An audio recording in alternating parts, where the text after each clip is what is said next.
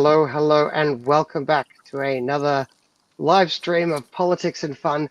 This one is, we're going to be doing a review guide of some of the upcoming parties and candidates. And for this, I'm not the right person to be leading and guiding the instructions. So we've got a great group of people in here, as you can see around me already. Can't see what side you guys are seeing it, but we've got John Ruddick, Libertarian Party MLC in New South Wales.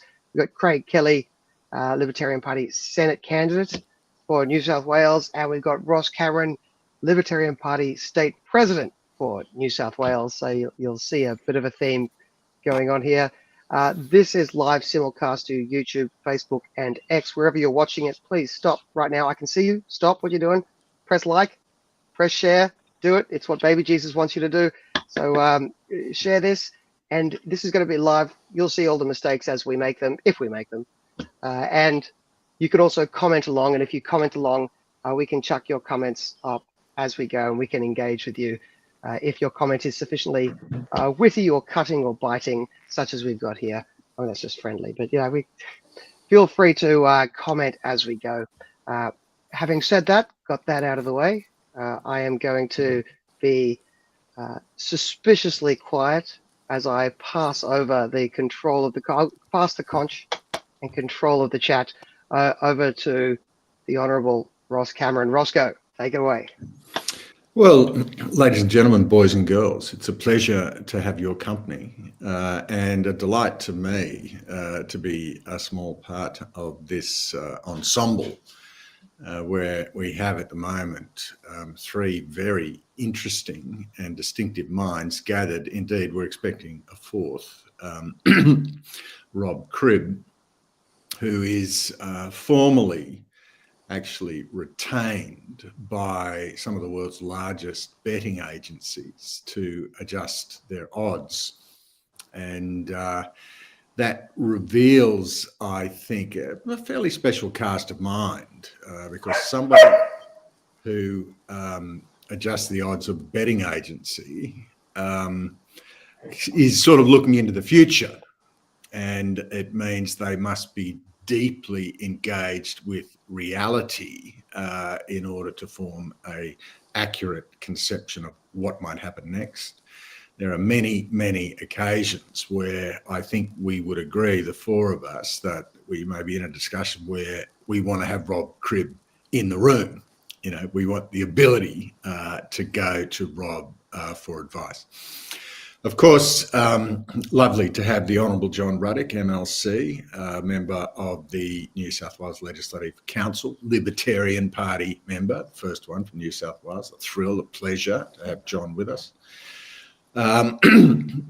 Dr. John Humphreys, of course, who is the senior economist, I suppose we call him, for the Australian Taxpayers Association, and the founding spirit of the Libertarian Party now over 20 years ago, regarded by many as one of the finest minds in the Libertarian Party, and of course our champion on riding Bucephalus into battle in this federal election, the top of the Libertarian Party Senate ticket. And we're getting a pretty decent view of the top of Craig's head at the moment. Roscoe, I'm looking up some of the latest betting odds, see if there's any good very bets good. to try and get on. No, mate. We're happy if the data's available. We believe one should take advantage of it.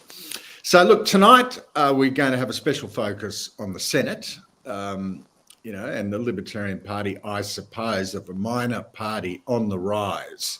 It's very often its first opportunity is in an upper house, as we found with John Ruddick in the New South Wales Parliament. And indeed, we're hoping to squeeze Craig Kelly over the line to go down to Canberra in the Senate representing New South Wales. And I'll just start with a simple mathematical observation that Ruddick's challenge was easier in the sense that in a half council election, you have 22 candidates running. So the quota of votes, the percentage of votes you have to get to win a seat is significantly lower than the quota you need to get in a federal Senate election, where you only have six spots to fill. So we're going to go to the Senate ticket as published by the Australian Electoral Commission. The very first party, and I think we'll go through the parties one by one. I think Labor drew the number one on the draw. So what have we got to say about Labor's Senate attractions, drawbacks, prospects? We might start with you, John Ruddick. Well, okay, so the Australian Labor Party is up first, and the Australian Labor Party, I think we can just generally say, has been a destructive force in Australian political history. There was one very good Labor government. It was called the Hawke and Keating Labor government, and they were good. And you know that in Australian history, there's never been a time when the Labor Party has won 2 elections in a row, except for Hawke and Keating, and they won 5 elections. So why such an anomaly? Why? I mean, Rudd and Gillard were 2 terms. Whitlam won 2 terms. Curtin and Chifley won 2 terms. Sometimes they only win 1 term, but Hawke and Keating won 5 terms. Now, and that was more than Howard. Howard won 4 terms. So why was that? It's because they were Thatcherites. Hawke and Keating betrayed everything the Labor Party ever stood for. Okay, and it worked for them, and it's like Bob Carr. Bob Carr was basically, very centrist Labor. So this is what worked. Now Albanese is left-wing Labor, and he's governed like left-wing Labor. All the bad things that the Morrison government did, which were many, many bad things, Labor's done the same thing as Morrison plus more. And then they brought in The Voice and other things like that. Look, there is one good thing I'll say about Anthony Albanese. Julian Assange got freed, and that was because of Anthony Albanese. It wouldn't have happened under Scott Morrison. But that's the only thing we can say that's positive about the Labor Party. Now, the head of their ticket in New South Wales is Tony Sheldon. Massive, lifelong Labor union activist. Okay, so it'll just be more the same if you're foolish enough to vote for Labor. Yeah, Roscoe, firstly, look, I think the Labor Party in the Senate, even if you are a Labor Party supporter, it is against, the intentions of the original forefathers of our Constitution. The idea of our Senate was meant to be a house of review. That's the whole idea of it. The lower house puts the legislation forward. The Senate becomes the house of review. We did it on a state-based basis where each state has the same vote. So we know our friends in Tasmania, a population of 500,000, get the same number of senators elected as New South Wales, where we've got 7 million. So what you really want in that Senate is people with independent thought that can analyse the legislation. Now, if you vote for the Labor Party in the Senate, they're just going to tick every single bill that comes down from the lower house from the Labor Party. There's no analysis. There's no consideration of the detail. They're just basically a rubber stamp. And that is not what the Senate was intended for. So, not only is this Albanese government being the worst government in our nation's history, to give them more power in the lower house is one thing, but to put their senators back in, so you've got no control over what they're doing, I think Labor Party should go right down the bottom of the ticket.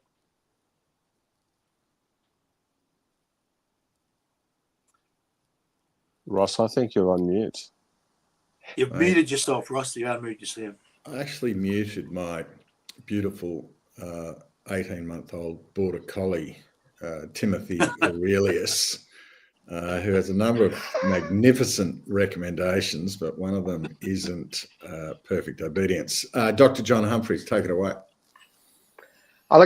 There's not a hell of a lot to say about the Labor Party in New South Wales for the Senate, this is what we're looking at the moment. And you guys have heard me say this before.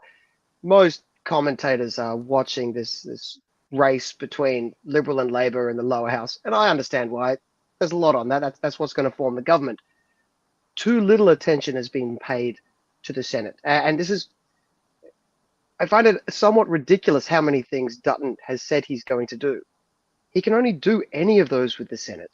And here's the horrible truth.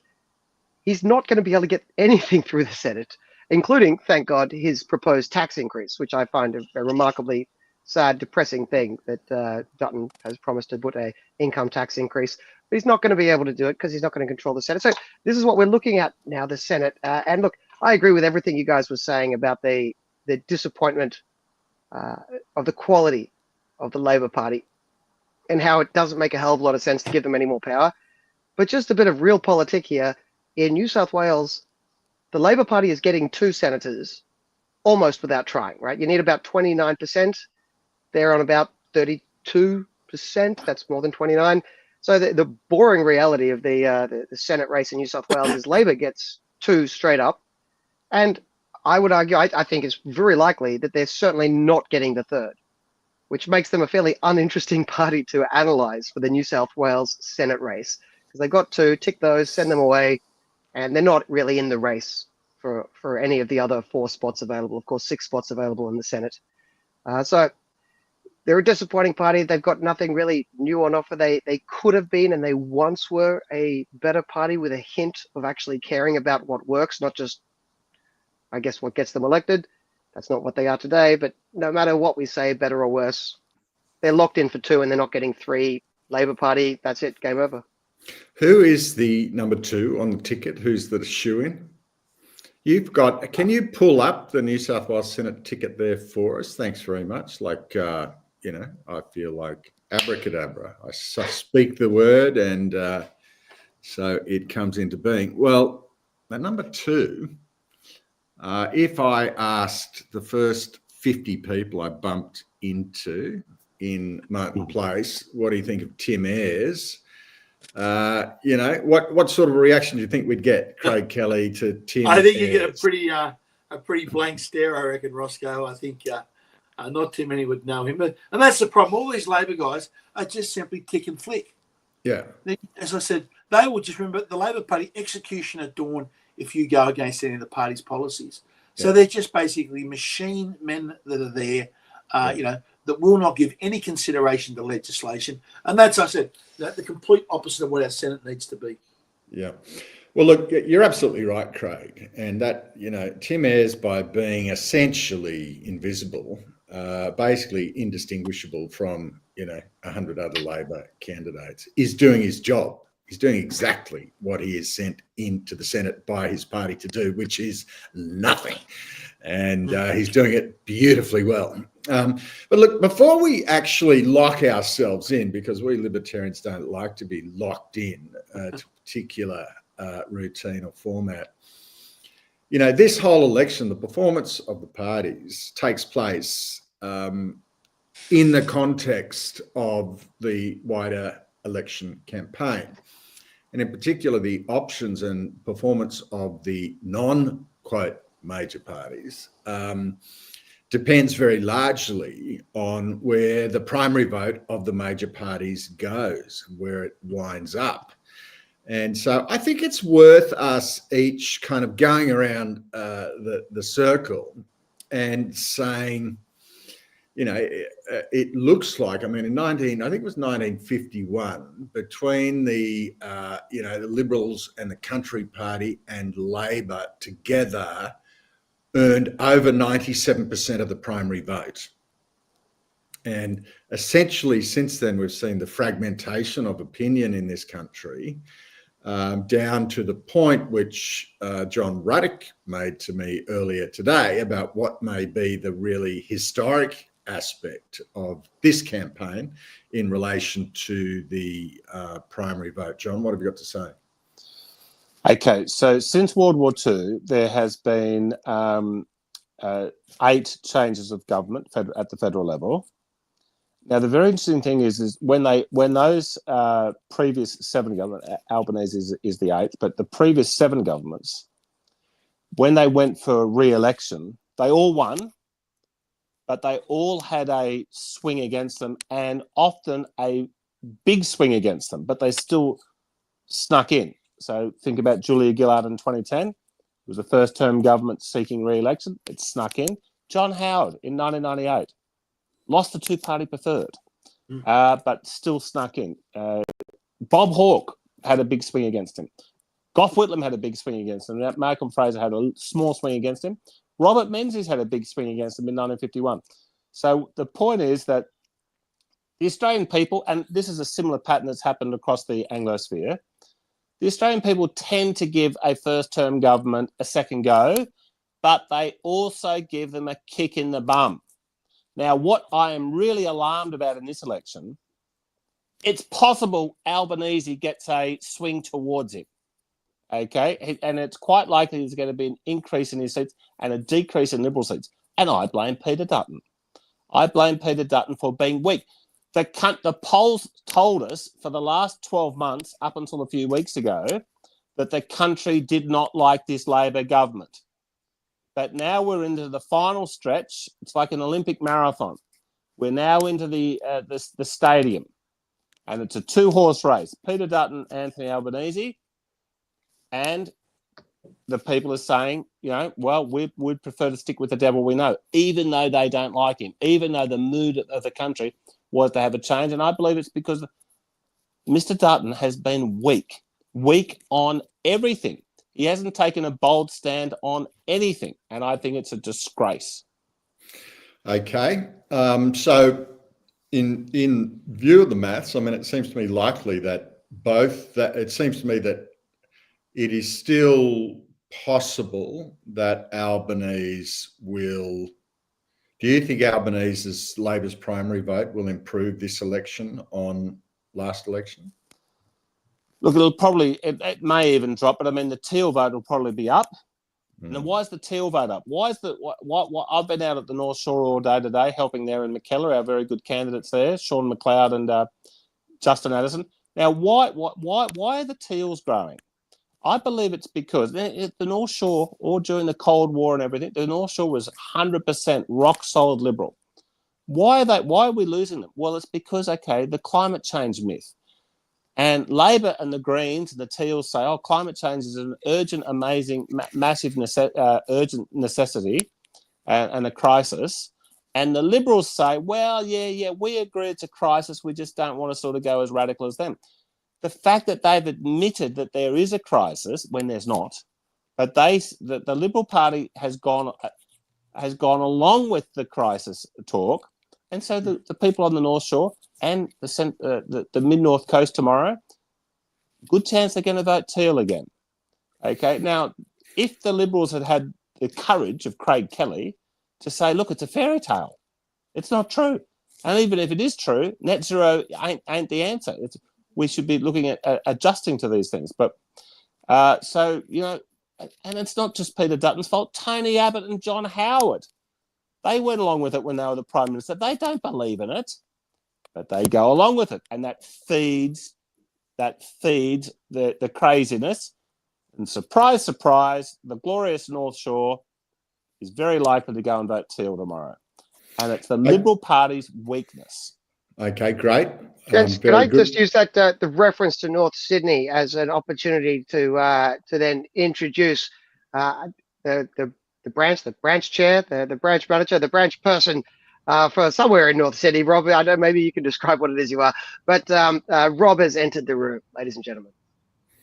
Yes, well, thank you for having me. So I do have at least 17 titles of the party, but you have alluded to one of them, that I am the branch manager of the North Shore branch, which meets in North Sydney. So that was a reasonable segue there into one of my 17 titles.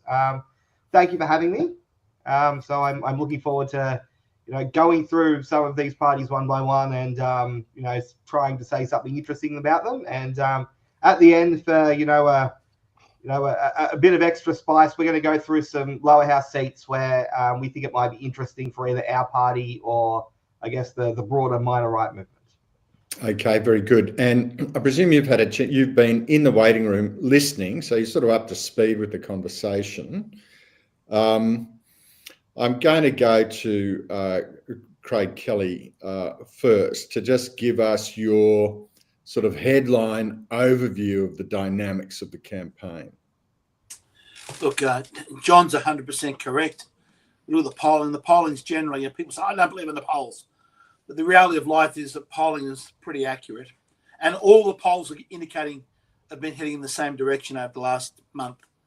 The reality is Dutton's been too weak. Well, we had that, remember, go back to the referendum. It was 60-40. Albanese got smacked. Only 40% of the Australian population voted with Labor on the referendum. That gave Dutton the chance to show that if you're going to show a bit of backbone and fight on these things and these issues, such as going against the Voice, you can win the public around. And yet we've seen they went to the Voice and then they've gone weak and woke on everything else. And you're right with the tragedy of the Teals. It's the Liberal Party. When this, oh yes, we must have net zero, you're effectively saying, oh, the Teals are right. Yeah. The Teals are correct. And That's you can right. never, and they can always outflank you. So if you say, That's let's right. have net zero by 2050, well, the Teals go, well, it's an emergency. We'll have we'll have net zero by 2049. And you can't beat them. You admit that you acknowledge it, you think that they're right, and instead of taking them head on and exposing all the absolute claptrap and nonsense and anti-scientific hysteria that they're going on about.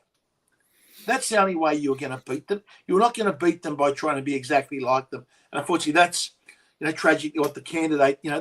We met the Liberal candidate for Bradfield the other day, but she may as well be a Teal. Yeah. Okay, hit pause. Rob Cribb, what's your meta story of the 2025 Australian federal election campaign? I guess there's only one poll that matters at the end, but I'm certainly not a poll denier. I think when people point to these examples of the polls being wrong, they were wrong 6 months out, and if they held the election 6 months earlier, they would have been correct. So as people's attitudes change, the polls change. I think other than ScoMo's win, in which the polls were still within a margin of error, I think polling in sort of Western democracies is very accurate. So I think we've got a good indication of what's going to happen here, and I think tomorrow is going to be disappointing for everyone other than Labor, Teals, and potentially One Nation, and probably our party as well. But I think we will be able to take some wins out of it that if we replicate elsewhere and learn our lessons that we can build upon, and it's certainly still possible that we get Craig Kelly or Jordan Ditloff elected, which would be fabulous. But I think I guess the meta story here is the weakness of the Liberals, as has been said. They're going to lose votes on both flanks. They're going to lose primary vote to both Labor and One Nation here, and I think it's going to result in a couple of One Nation senators, particularly in South Australia, that they've never had before, and they're going to get smashed in the lower house by Labor. Okay, we've got a comment from Typographic Cat. If Dutton had condemned the ridiculous Anzac Day welcome to country, he would have won. Well, he was late out of the blocks. He should have come out very aggressively immediately and said, yes, this is a very bad thing that's happened. But he did eventually come out and say that after everybody else in Australia had said it. So it was just another form of weakness. And, he goes and disendorses Ben Britton, the Liberal candidate for Whitlam. And why did he disendorse Ben Britton?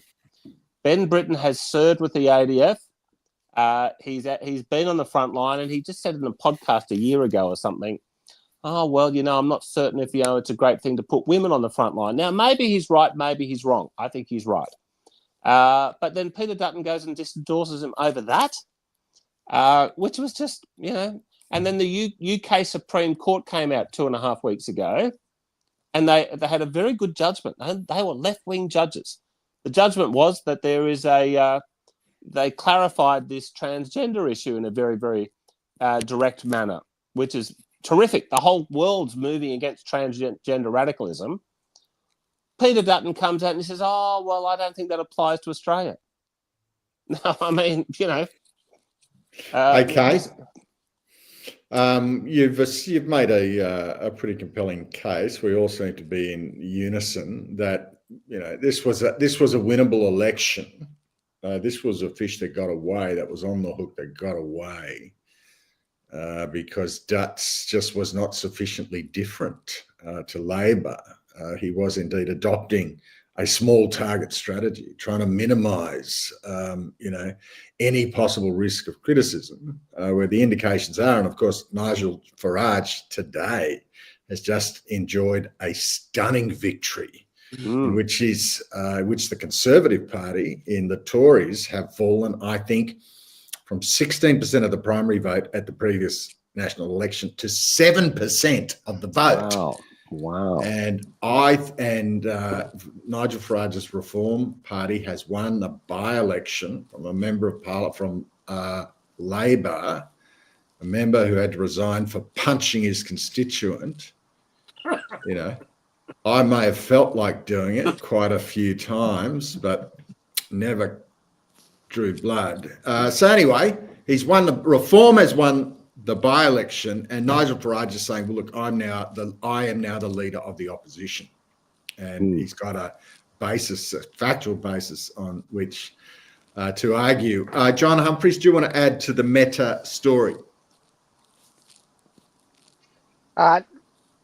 No, not particularly at the moment. Look, I agree with everything you guys have been saying about this. The Liberals, I think, looked at the polls a couple of months ago, were surprised to find themselves ahead, and thought that they could then play defense. And you look at this campaign, you look at the debates in this campaign, and it was two people playing defense. They were both going out of their way to make sure that they didn't get caught on a gotcha, and were playing extremely safe. Safe, realistically, I wish none of it was like this, right? Politics is the way it is. None of this is a preference. The truth is, if you're ahead, playing safe is probably the right strategy. And a couple of months ago, the Liberals, I think, thought they were ahead, decided to have a strategy of playing safe. They fell behind and they didn't know how to adjust. So they're still playing safe, and playing safe is it's the wrong strategy, right? They're behind. They need to be different. They need to be something. They need to give people a reason to vote for them. This is a first-term Labor government. Playing safe was a mistake. It was always a mistake. It's been shown to be a mistake. I think it's really shown them up in this context.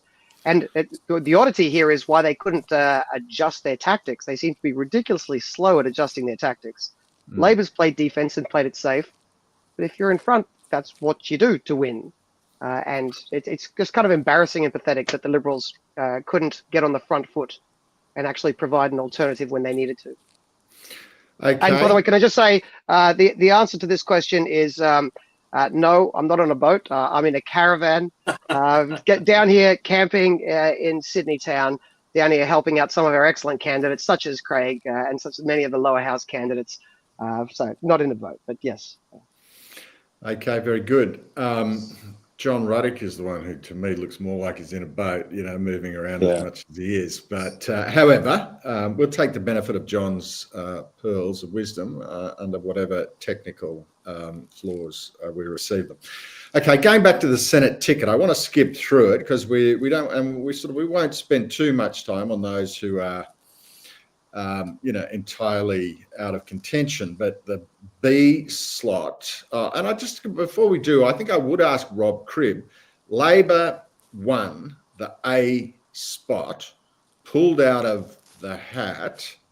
What do you reckon that is worth to Labor, if anything, to be the first name that it appears to the mind reading right to left? Left to right. So the donkey vote is worth like different amounts to different parties. So I guess the more fringe you are, the more it can work in your favour. So it's nothing to Labor, but it's worth less than it would. Okay, we've got problems on your audio, which frustrates me because I love your content. So both your sound and picture is frozen. So maybe you ought to turn off your picture if, Australia's magnificent telecommunications networks don't have the ability to chug along and give us a picture and a sound at the same time, as appears to be the case. whereas your average peasant in a Chinese village in the most remote province is getting 5G high-speed broadband for $12 US a month. Our competition, Rob, just finish that thought. So different for different parties, not that much for Labor, but you prefer to have it if you had the option. Yeah, they would have been very happy with the ballot draw. It's the best spot to draw, no matter which party you are. But I don't think it's going to be a game changer for them. It may actually help us in One Nation. That if Labor's getting a slightly higher primary, and the Libs and the Nats end up with a slightly lower one, it may help the minor right that's going for that 6th Senate spot in New South Wales. So that's Nat, I think, Perrin Davey. So the Libertarians and One Nation are also fighting for that spot. Okay, great. We've losing your rubbery seat. Coalition Ross, is just generally better for minor right parties going for that spot. It's not going to help Labor win any extra seats. So I'll put it that way. Okay, great, Craig. Yeah, just quick point on that. Because the ballot paper is so long, it's not like the little House of Reps where that number one spot as you go down the line is actually quite an advantage. Because the ballot paper is so long, often as you unroll it, I think where we are in the middle of the ballot paper is not actually a bad place to be. Yeah. Okay, good. I'm very pleased to hear it. I mean, we wouldn't wish to have our fate determined by where we land on the ballot paper. At our current stage of evolution, I regret that it remains relevant, and we're not unhappy with the results. So let's go to the Socialist Equality Party. I would be sceptical that the Socialist Equality Party appeared on with a tick next to the ballot of anyone on this call, but they are obviously a registered political party. I mean, they've done enough to be am I correct or not correct? John Humphreys, correct me. They're not registered, but they are running. So you can see here, Group B, Max Body, I don't know how to say his name, but you'll see under the party name, there is nothing there. They're going to look like independents on the ballot paper, and that'll probably put their vote up because independents tend to do better than a party called Socialist Equality Party. But anyway, they do exist still as a party, but they're not registered. So when they're running here, they're going to show up without a party name next to them. So Group B is empty in terms of party name. By the way, sorry, Socialist Equality, do they actually want us all poor? Is that the idea? Or do they want us all rich? We should be equally poor. Equally poor. But I'm guessing they're a splinter from the Greens. Does Rob Cribb know what their origin is? No, they're the original Trotskyist party. They've been around since for a long time in Australia, and they are the Trots, right? They consider themselves to be the legitimate member of the Fourth International. I believe it's the Fourth International. It's hard to keep track of all the internationals these days, but they've been around for a long time, right? They've been around for decades, occasionally registered, occasionally not. The party they hate the most in Australian politics is the Socialist Alliance, because of course they come from a different splinter of a different group of Trotskyists. They're from the Third International, one's from the Fourth International. Trotsky versus Lenin. I don't think we need to get into the weeds. They're all wrong, but they've been around for a long time. Just hide those ice picks. That's the only thing. Well, I would be interested as just a little party challenge. If we were to have a representative of the Socialist Equality Party debating the Socialist Alliance, can you give us an insight into the areas of Marxist doctrine where they would differ?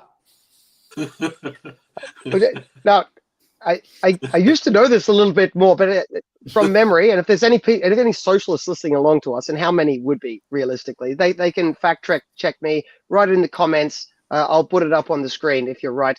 As I understand it, the Socialist Alliance take an approach of they just like anybody who's anti-capitalist. So they have a big tent approach. So they were kind of nice, friendly to Chavez, for instance, in Venezuela. They were kind of nice to Cuba. Whereas the Socialist Equality Party, they are the cliche wankers that always say that's not real socialism. So anytime anyone tries a socialist experiment and it inevitably fails, which, spoiler, it's always going to fail. But then when it fails, the Socialist Alliance runs out and says, oh, they didn't fail. They're really good. They're trying. Socialist Equality Party comes out and says, of course they failed because they're actually crypto capitalists. Because the Socialist Equality Party calls everything capitalism because real socialism has never been tried. Okay, very good. Let's go to number C on the ticket, Australia's Voice. Who can tell us something? Craig Kelly, do you know anything about Australia's Voice? The Islamic Party, isn't it? No, I think this is a Senator Payman. Is that Well, right, that's what John? I'm saying. Well, Payman, which is running sort of like a quasi-Islamic party sort of thing. So, yeah, not an Islamic party, but you're right. It's under Payman's group. Yes. Okay, well, that's interesting. I mean, she hasn't just kind of gone down without a fight. I mean, she's got a bit of pluck, a bit of go. She's serving it right back at you, baby.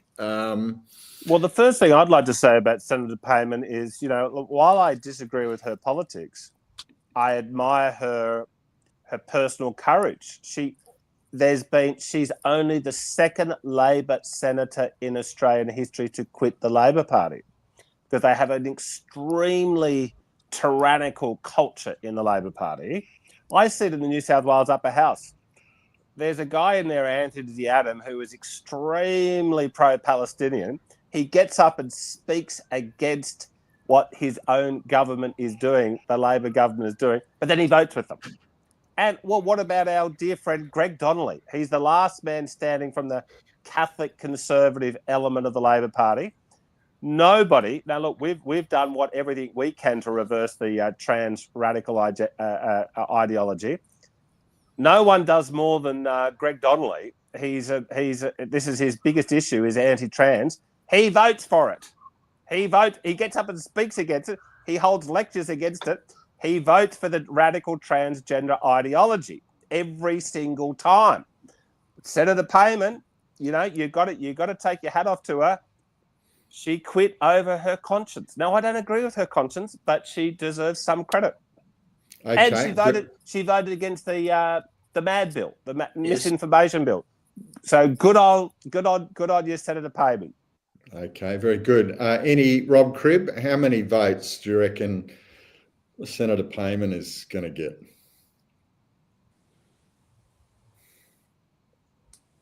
I think in New South Wales they're probably around 1%. Yeah, I think people can hear me. So I think they're around 1% in New South Wales. So again, I apologise if I drop in and out. Apparently my internet is really terrible today, so that's why that's been happening. But we'll see how long it lasts. But no, I think they're probably around 1%, and it will be mostly as stated. Muslims or people broadly who are very concerned more than domestic issues, concerned about a particular conflict overseas, even though the Australian government should be doing nothing about it, and is, to its credit, doing very little about it on either side, other than, voting on useless UN motions. So if people are going to, base their entire vote virtue signaling about a conflict in, a desert in the Middle East, that's the party they're going to go with. I will say she's being advised by Glenn Drury, who is most well known as a preference whisperer, or he would be offended that I've called him a preference whisperer. He says that there's only one. He's the preference whisperer, but he does also have some tricks up his sleeve. He's a good advisor generally for someone trying to run a minor party. So it looks like beyond, I guess, focusing on that particular conflict, she has also put out some, I guess, populist nationalist economic policy. So she has very similar economics to Jared Rennick, to the point where you could almost accuse her of just waiting until Jared Rennick announces something and then announcing it a day later, which is quite interesting from a left-wing party copying, a populist right party. Although on those particular issues, I would potentially argue that Jared Rennick is a left-wing party. But so it is an interesting party. I think she knows that she's not going to get anywhere this election. I saw someone in the chat saying, which seats they're targeting, Labor seats. she is targeting the Senate in 3 years' time. So which lower house seats they're running in, it's just about funneling votes to the Senate, and it's not even this Senate. It's the Senate in 2028. So the seats she's running in are irrelevant. It's probably just where she thinks that she can pull the most votes, or where she's had already, people join the party who want to run as candidates. It's not that they're trying to swing government from Labor to Liberal. They're trying to get Fatima re-elected in 2028, and I think they're basically Buckley's chance of doing that. But this election, they'll probably be a rounding error, but it is an interesting sort of dynamic, as has been said, someone quitting the Labor Party and forming their own party. It doesn't happen very often, because when people join the Labor Party, they know that they're bound by caucus solidarity and they pretty much have to stay there.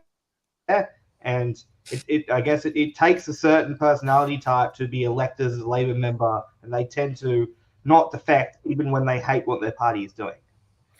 Yeah, well, it's interesting. The only thing I would say is it would be fascinating if you could actually have a John Stuart Mill freedom of conscience libertarian day in the Labor Party, where they all got injected with a sort of a libertarian, inoculation, which I'd much prefer to the COVID drugs.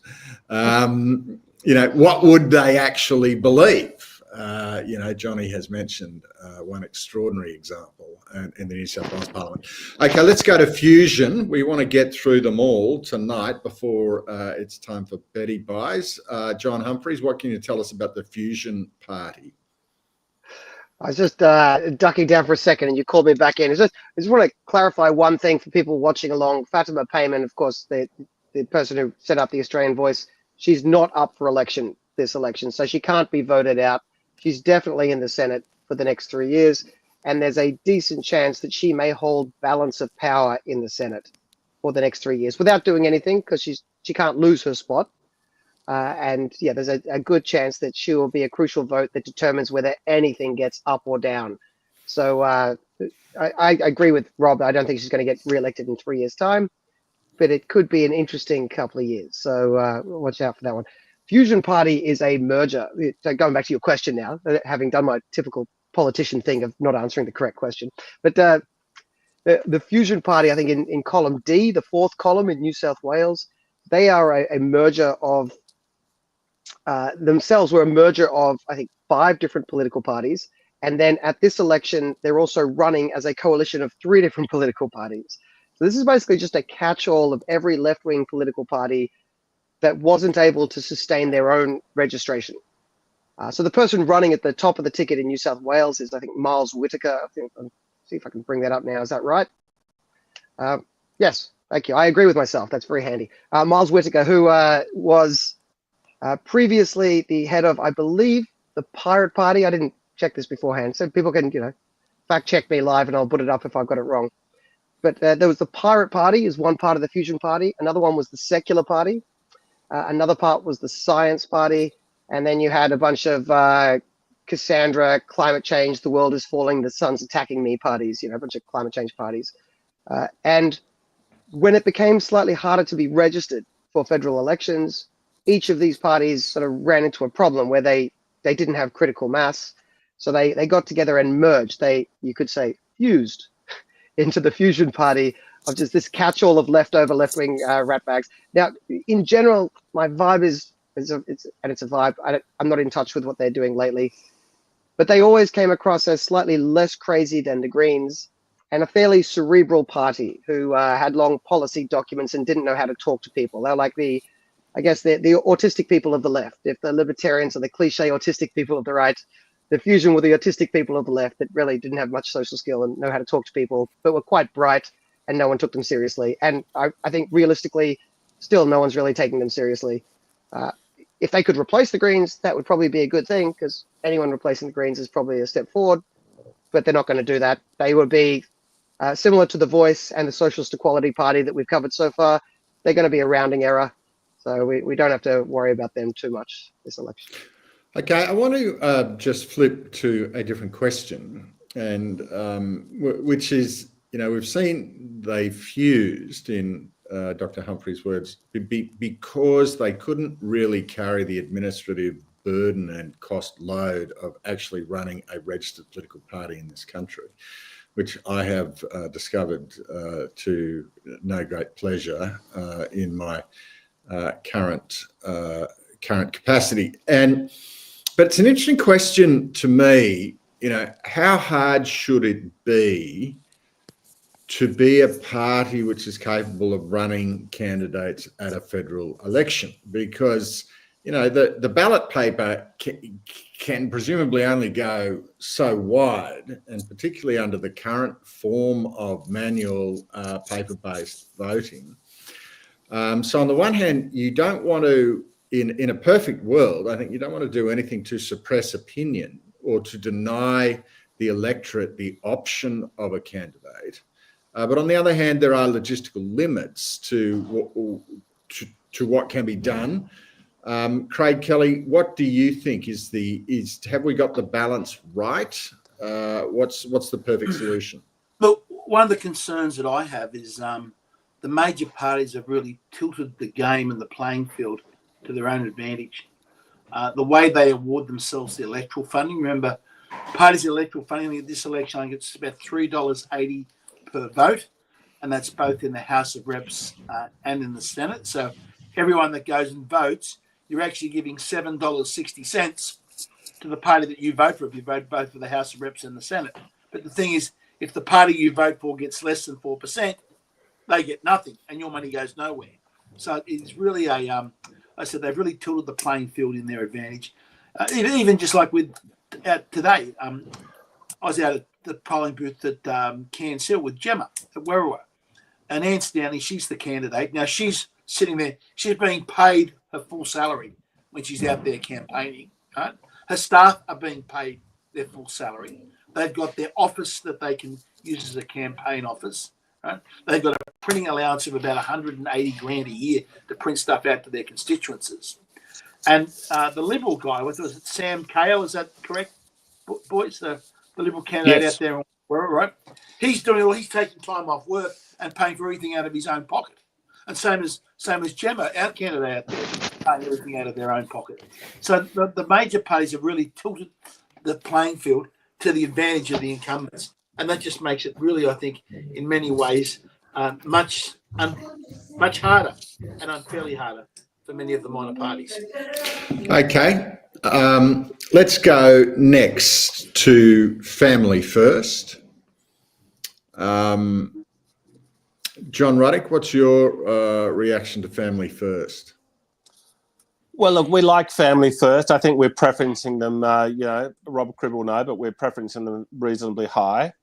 Lyle Shelton is their candidate. Now, look, I gave a speech in Parliament a year ago saying that it was 7 years after we all voted yes for the country voted yes for the same-sex marriage. Lyle Shelton and Cory Bernardi at the time warned that this would be a slippery slope. The country didn't believe them, and boy, oh boy, were they right. It was a slippery slope. So Lyle's a good guy. Now there's two Christian parties running, which sort of dilutes their votes to some extent. Look, Lyle's on a lot of issues he's pretty good, but look, he does believe in a big bossy state.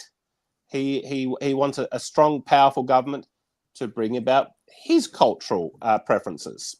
Now, a lot of us in the Libertarian Party would agree with his cultural preferences, but we believe that culture should be something that arises spontaneously up from the people.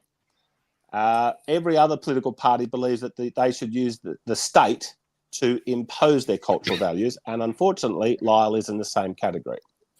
Okay, so I want to therefore lump together Family First and Australian Christians.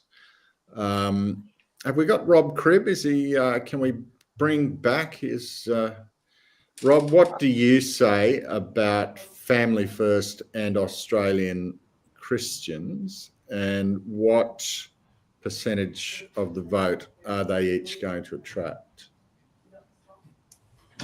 Well, the Australian Christians are an interesting party in that I think they're a little bit different in New South Wales and Western Australia. So in Western Australia, they're much like Family First. They're free market conservatives. in New South Wales, they seem to have absorbed a lot of the old Christian Democrats that are, you know, almost distributists. That they are not as free market as Lyle Shelton or their WA division in sort of my experience with them. So that they are a bit different than New South Wales Australian Christians. They're almost like the old Fred Nile party. And Lyle is on many issues quite similar to our party. I guess the issue with Lyle, why we can't all be in one party, is that the 10% of issues that he differs with us on are the things he most cares about.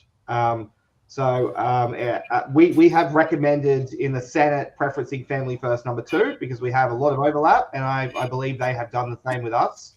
Now they have there was I think called Family First that aren't actually associated with this version, but that they have been at various times a big player on the minor right. I think for a little while they were actually the biggest party on the minor right when One Nation was going through a bit of turmoil. So the brand of Family First, if people associate it in a way that, you know, perhaps they should not, because the old Stephen Fielding and Bob Day party and the Lyle Shelton party are not the same party, but it is a name that has brand recognition, and it has sort of fairly, you know, wide appeal in terms of people who don't want to vote for a major party and are right of centre. And they have just started back up. So this is the first federal election that this version of Family First has been registered. So I don't think they're expecting to get anyone elected this time. I think they're using it as a branding exercise, building towards 2026 Victoria, 2027 New South Wales state elections, and the next federal election. It's one of the parties I'm most interested to see how they do, because in a way they're new and in a way they're not. So we'll see how that goes. We'll see, you know, how well they compete against us and One Nation primarily, and the Australian Christians as well, which it's almost like a, you know, a bit of a civil war there. I think from the outside, a lot of people would look at those two parties and say, why isn't that one party? And on the inside, they'd say, how could you ever think we would associate with such people?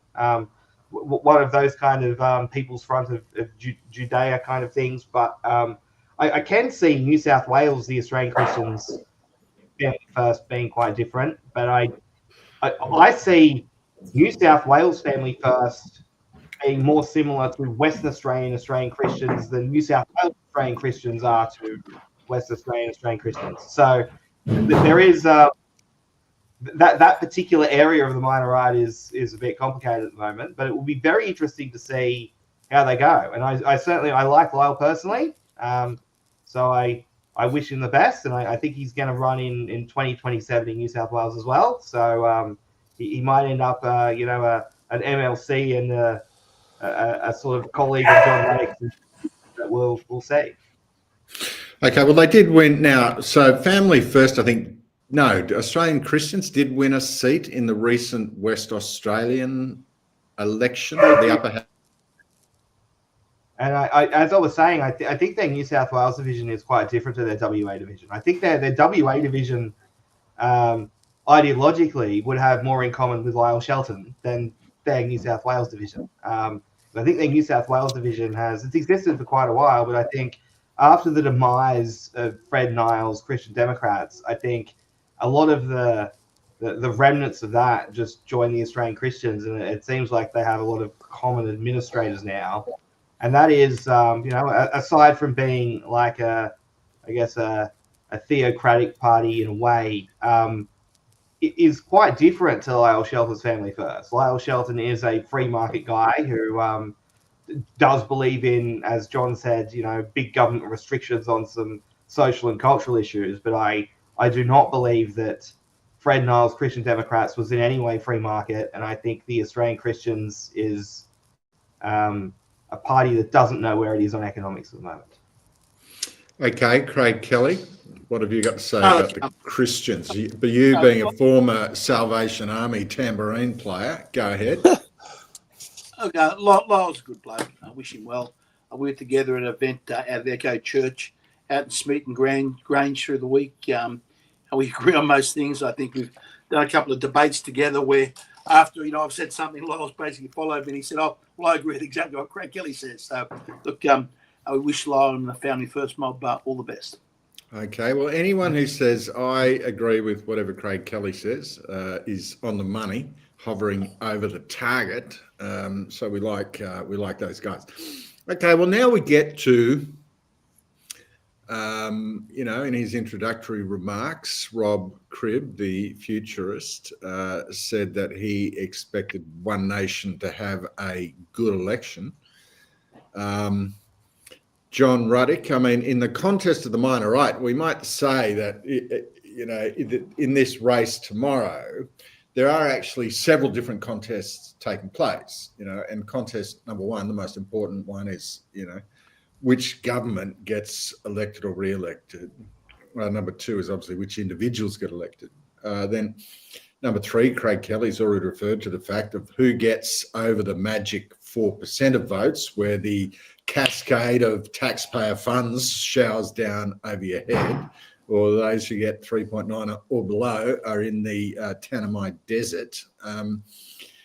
Then there is a question for us, which is most relevant, which is where do parties sit in the hierarchy of what Rob Cribb describes as the minor right, and what is their trajectory? Because as was discussed in relation to Fatima Payman, she's not expecting to get anyone elected this time. She's hoping to next time. She's wanting to build momentum. Why is One Nation going to have a good result, Rob Cribb?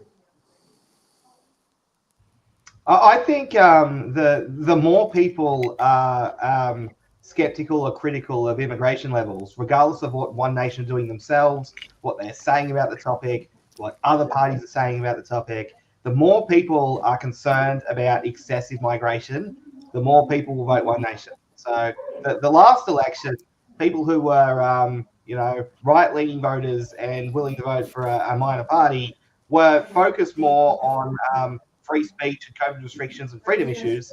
This election, I think a lot of those people are more focused on immigration. And regardless of what other minor right parties, such as ourselves and Jared Ruddick's People First and Trumpeter Patriots, or whatever they're calling themselves this time, or the Heart Party, or whoever else, no matter what we say about it, even if we do successfully outflank One Nation on their policies on it, people who are very concerned about migration will be tempted to vote One Nation. And I think we have a situation now where a lot of people are very much concerned about the levels of migration. And I think the actual selection of who comes in, even after you determine the numbers.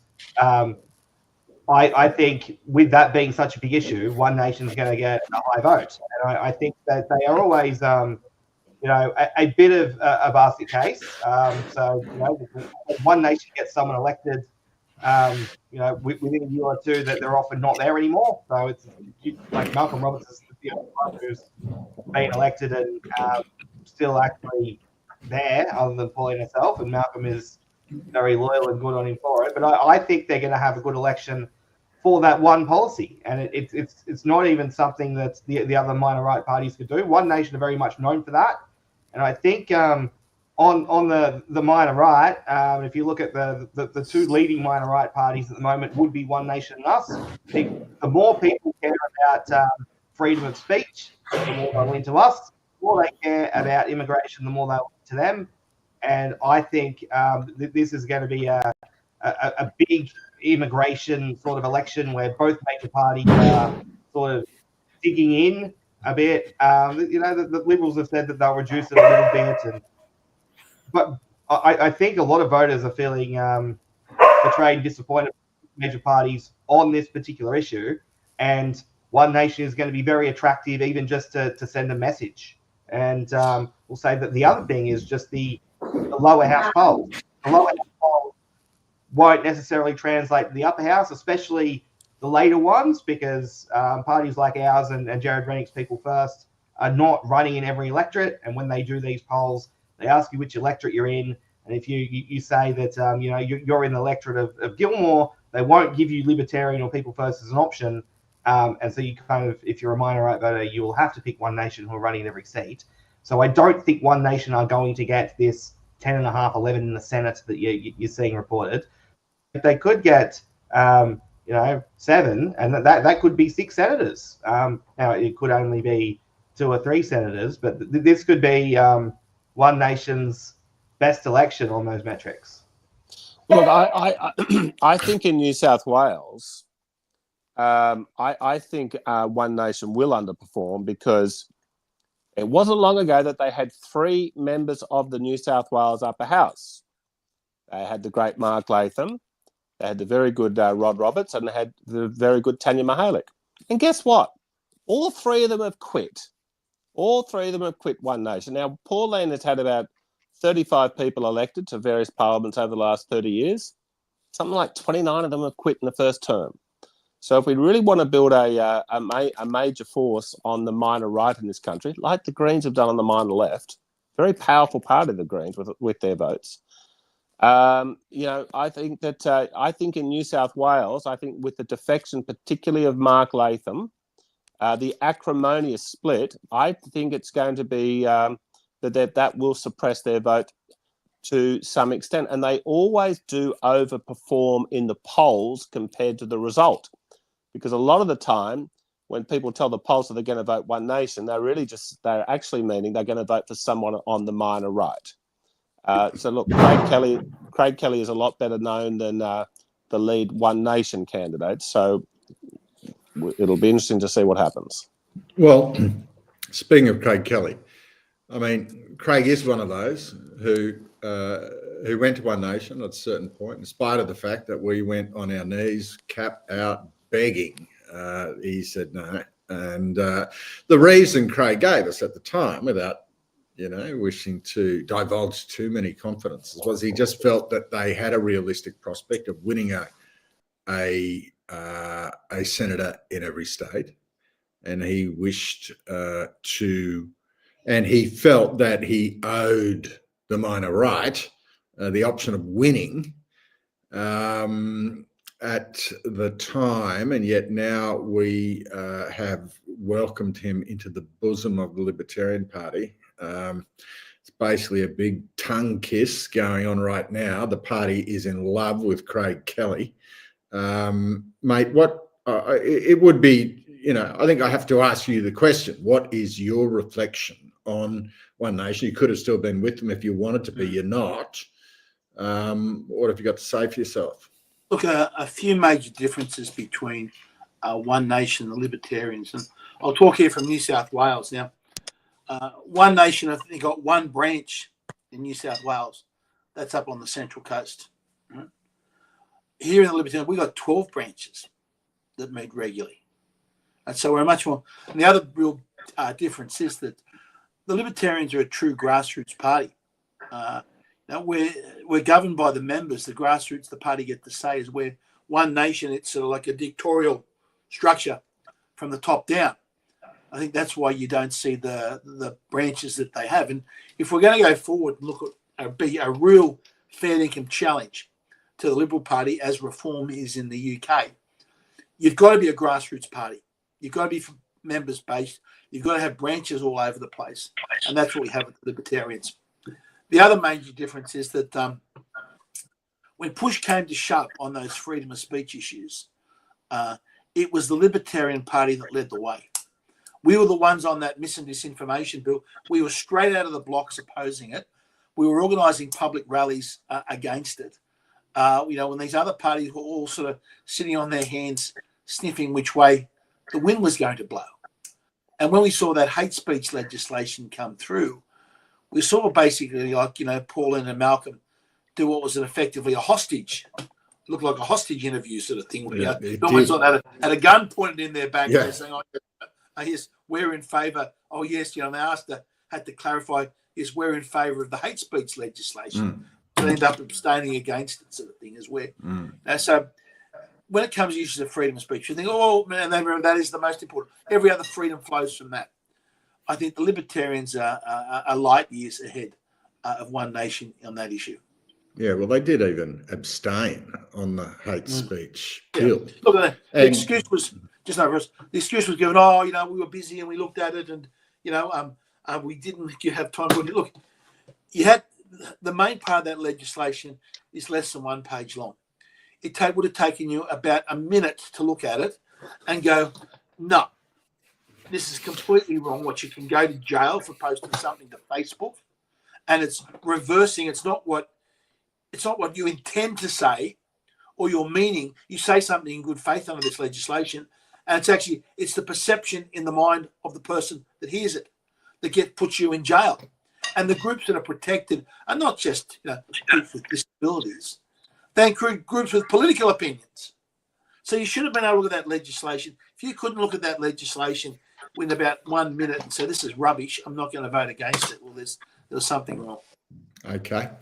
John Humphreys, what have you got to say about Pauline Hanson's One Nation Party?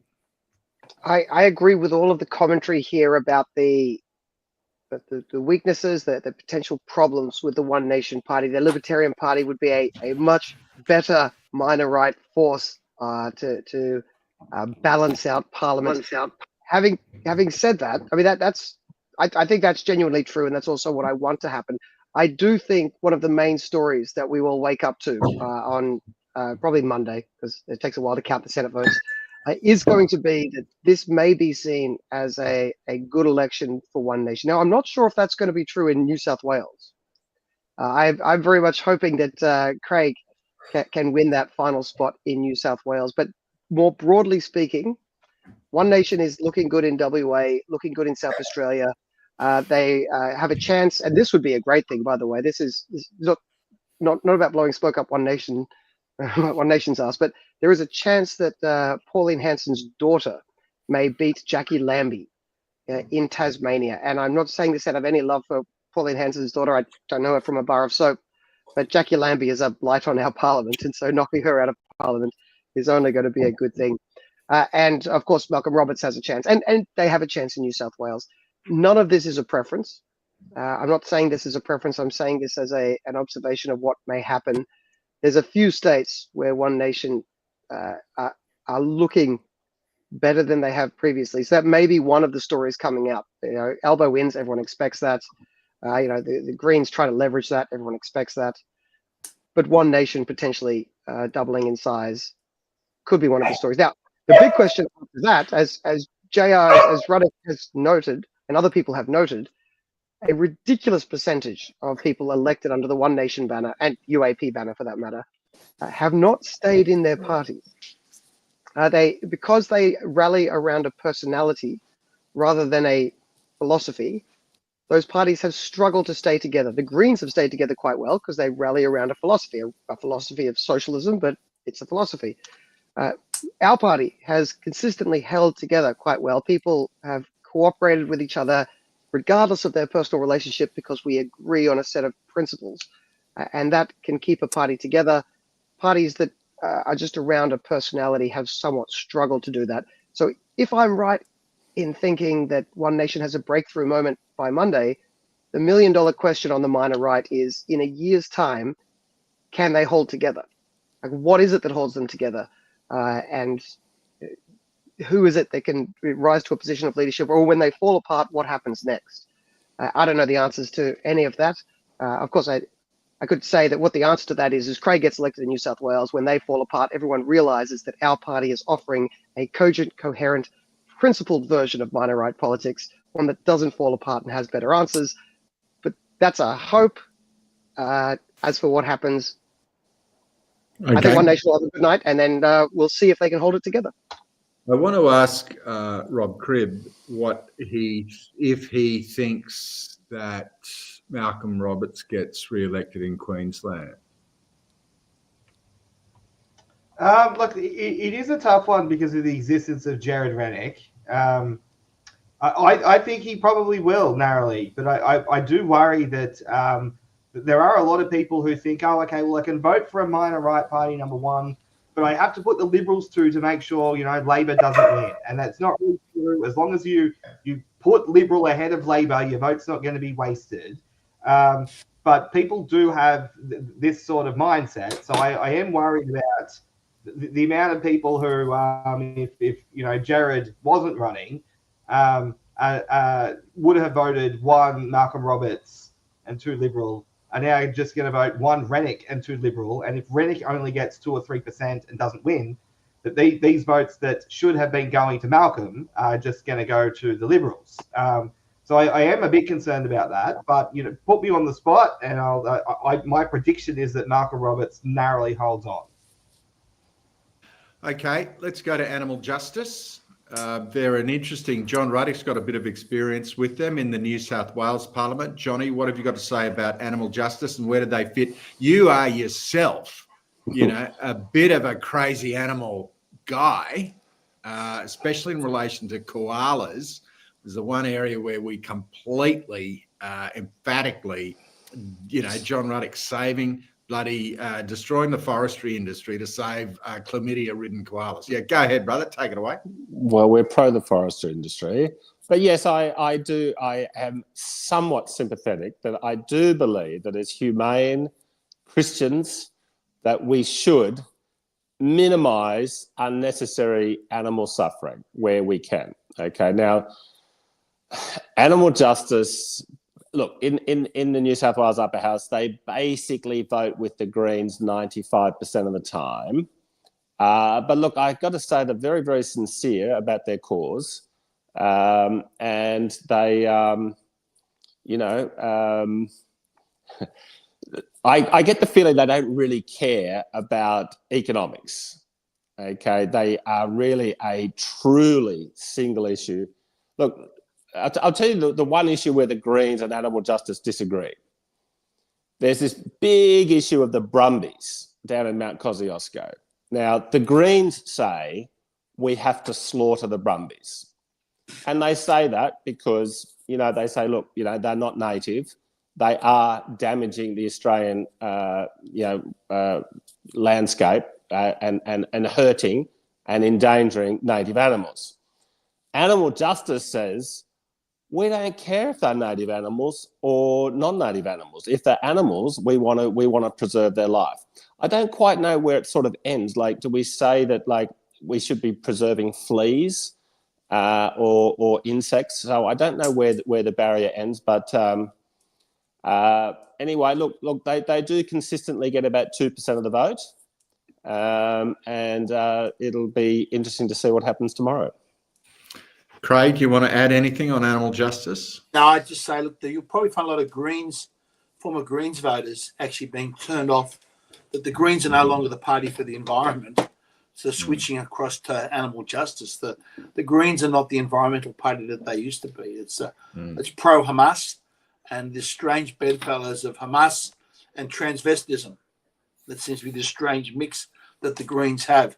And all those traditional Greens value, like, you know, save the whales, save the koalas, seem to be thrown out the window. So I think you might see that Animal Justice Party actually pinching quite a few Green votes. Okay. Dr. John Humphreys, do you believe in justice for animals? Absolutely not. No, animals are property. You can use them as you wish, in my opinion. Most people aren't going to take that path. It's not the official party path. Don't worry if you're offended by me. Other people are more sensible. But I am the opposite of Ruddick on this issue. But putting aside that issue, and Ruddick's weird hang up on chlamydia, but putting aside that issue, it's noteworthy that, firstly, the animal justice basically came off as a spin-off of the Greens, right? They were just a bunch of disgruntled greenie vegans who cared more about the veganism than the socialism. They're still socialists. They just cared more about the veganism. And when they first showed up, they showed up at 1%, then 1.5, then 2%, then 2.5, then they started winning. They were a party on the rise on the minor left. That's kind of stopped in the last couple of elections. And it's very notable that it stopped basically at the exact time that another minor left party, one that I think is much better or less bad, the legalized cannabis party, has kind of come in and kind of eaten the lunch of the animal justice party. They were the rising minor left party. Now their vote has kind of paused and tracked back a little bit because the minor left party that has some pep in their step and upward trajectory seems to be legalized cannabis. And they're the party now that's actually contesting and vying to potentially in some places, vie with the Greens to win that minor left vote. And I got to say, if we have a choice between the three of them, a bunch of socialists pretending they're environmentalists, a bunch of socialists who actually are vegans, and a bunch of people who aren't too economically active, but just believe in legalizing cannabis. If those are the three options on the minor left, then I say go the Cannabis Party, because they are, in my opinion, by far the least bad of those three options. Okay. Very good. Well, now, of course, we come to our own Libertarians, Hart, Gerard Rennick, People First. It's a very complicated, the longest indeed collection of nouns and adjectives on the ballot paper. I suppose, we should clarify exactly who our party is preferencing after us in due course. But Craig Kelly, do you want to, tell us about the Senate ticket of the Libertarian Party? Well, firstly, after the last election, it was clear that having all these fragmented minor parties on the right in the Senate is a recipe for failure. We should have had that last election. If you added up the minor right vote with United Australia Party, One Nation, Liberal Democrats, Informed Medical Options, Great Australia Party, if you had added all that up, we'd have had a senator in each state sitting in this federal parliament arguing against all this nonsense legislation that's going to come through. But we didn't. We fragmented, and the Senate, where there's non-preferential voting, the preferences don't flow, and you end up with Labor, Greens controlling the Senate. So what we did, we tried to put this coalition together. John came up with several good ideas. We've been able to get sort of half of it together in the Senate in New South Wales. So we've got the Hart, the former Medical Options Party, Michael O'Neill, a very good man, stood up very strongly during the COVID period, and also Gerard Rennick's group based out of Queensland. Now, Gerard was a great supporter. We were good mates down there in federal parliament. We agree on a lot of stuff, and I was really pleased that he came onto our ticket here down in New South Wales. So I just hope people that have asked for all these minor parties to come together, to put our egos to the side, will actually give us some reward for what we've done here in New South Wales. Because if we get that reward, that will be a precedent for other states to follow in elections down the track. And that's what we hope that, we need to consolidation on the right of these minor parties. And if we can set an example here in New South Wales of being successful, I said that hope will spread to the other states. So as I said, I hope people reward us for working hard and putting together that freedom coalition that we have. Well, we should admit that John Ruddick did indeed provide a key piece, perhaps seminal, of the intellectual leadership behind this practical gesture with I think perhaps 2 articles in the Spectator. And sorry, I've got Timothy Aurelius making his presence felt. Everybody, if I can say hello, this is Timothy Aurelius. He's a top bloke. I've lost 6 kilos under his influence. He's just ripping a hole in my cashmere jacket. Good on you, boy.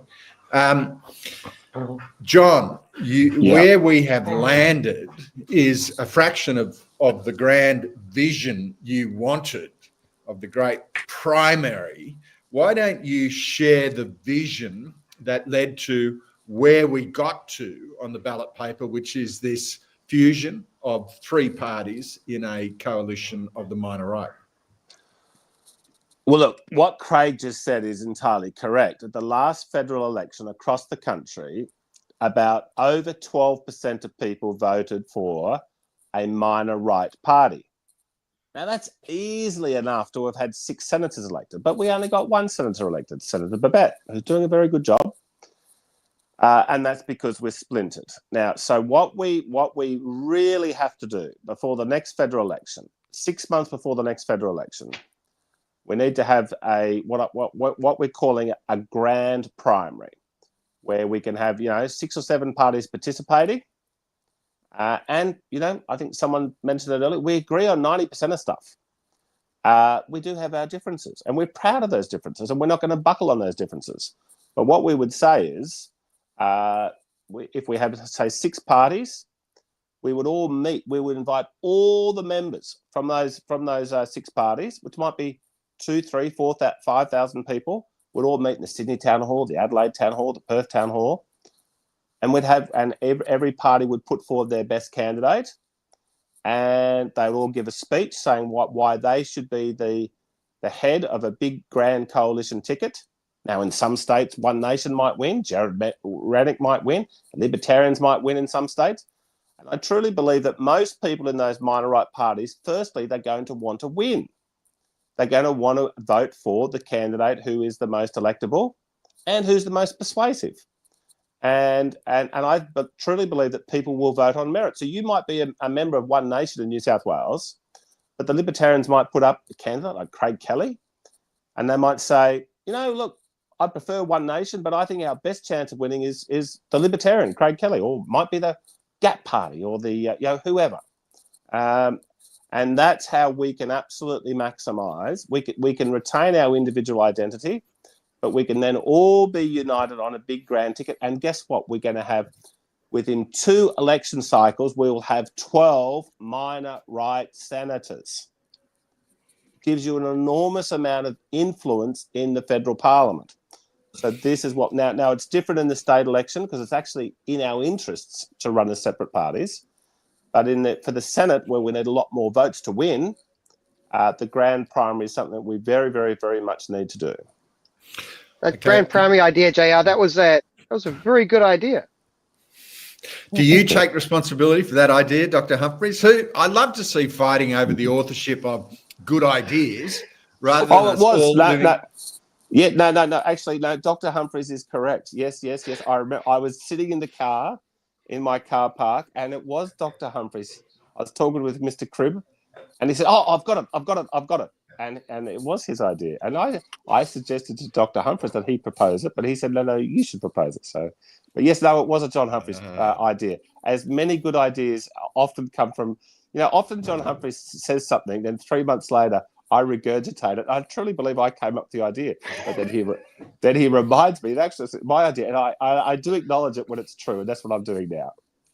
Okay, very good. Well, we want to be a party fighting over the ownership of good ideas instead of 2 major political parties in Australia fighting over how fast we can destroy this country.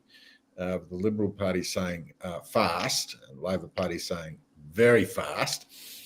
I do want to actually put a bit of a delicate question to the conclave, because I don't want to weaken resolve of people we sort of like. But I think we libertarians feel that every question should really be able to be asked. And, I respect... Cribb and Humphreys have nearly always thought a little bit more deeply about the issue than I have. I prefer a standalone Labor government for Australia. If we must have a Labor government, I prefer Labor alone to Labor in coalition or a formal alliance or reliance on either the Greens or the Teals. So I think that's a better result. I wish to minimise the influence of the Greens and Teals. At the same time, we see it's almost certainly that Labor will form a government. So is it morally wrong, or should one consider voting Labor to give them a majority so they don't have to govern in reliance on the crazy Greens and Teals? So, Craig Kelly. No. Okay.